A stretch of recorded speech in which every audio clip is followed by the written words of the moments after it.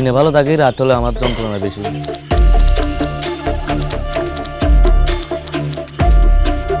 মিজান হোসেন একসময় কাজ করতেন শিপ ব্রেকিং ইয়ার্ডে।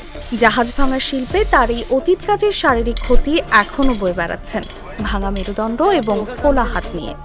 সকালে আমি ঘুম থেকে উঠতে পারি না, এটা ফুল হাতেটা এত মোটা হয়। দিনে ভালো থাকি, রাত হলে আমার যন্ত্রণা বেশি।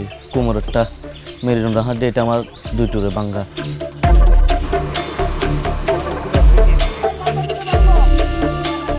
দশকের পর দশক ধরে বাংলাদেশ পরিত্যক্ত জাহাজ ভাঙার একটি বৈশ্বিক কেন্দ্র হিসেবে পরিচিত, যেই শিল্প অত্যন্ত ঝুঁকিপূর্ণ।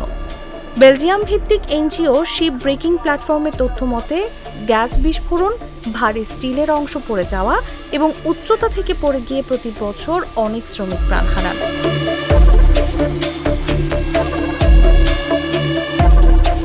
2009 সাল থেকে দক্ষিণ এশিয়ার জাহাজ ভাঙার ইয়ার্ডগুলোতে কমপক্ষে 470 জন শ্রমিকের মৃত্যু হয়েছে। কিন্তু এই ঝুঁকিপূর্ণ পরিবেশে কাজ করলেও মজুরি পান নামমাত্র, যা দিয়ে প্রতিনিয়ত জীবিকা চালাতে খেতে হয় হিমশিম। হ্যাঁ, ওইটা তো সবসময় আমার মনে হয় জাহাজ ভাঙাটা যদি না যেতাম তাহলে আমি এত কষ্ট করতাম না, আমার ছেলে মেয়েরা এত কষ্ট করতো না। ওইটা সবসময় আমি দুঃখ ফিল করি। না হলে কষ্ট করে দিন কাটাতে হবে, কারণ ওই মাসিক বেতনগুলো দিয়ে তো আমাদের জীবন মাসের টিয়াগুলো চলতো আর কি, খরচ বিরোধ সব কিছু। এখনো তো এদের লেখাপড়াই শুরু হয় নাই। একটার 3.5 বছর, আরেকটা 2.5 বছর, আরেকটা 4.5 বছর।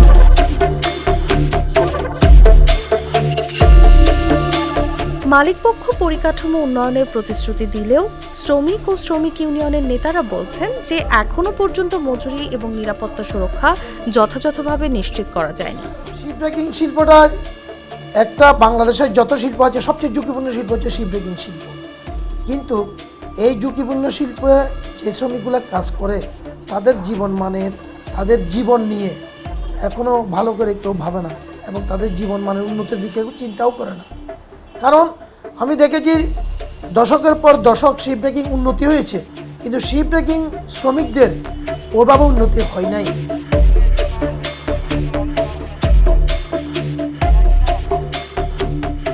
তবে স্বস্তির খবর হচ্ছে এই শিল্পটি এখন হংকং কনভেনশনের নতুন বৈশ্বিক নীতিমালার অধীনে আসছে, যা জুন মাসে কার্যকর হবে। এটি জাহাজ পুনর্ব্যবহার প্রক্রিয়াকে নিরাপদ ও পরিবেশ বান্ধব করে তুলবে, এমনটি প্রত্যাশা। Bangladesh ratified Hong Kong Convention in 2023. We have seen a huge reduction of incidents, accidents, pollution from this industry drastically after 2023 June.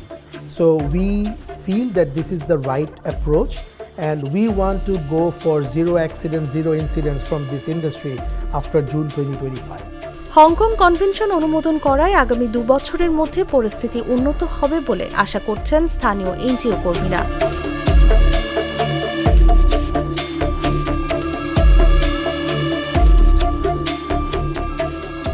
Taslima Tithi, Jago news.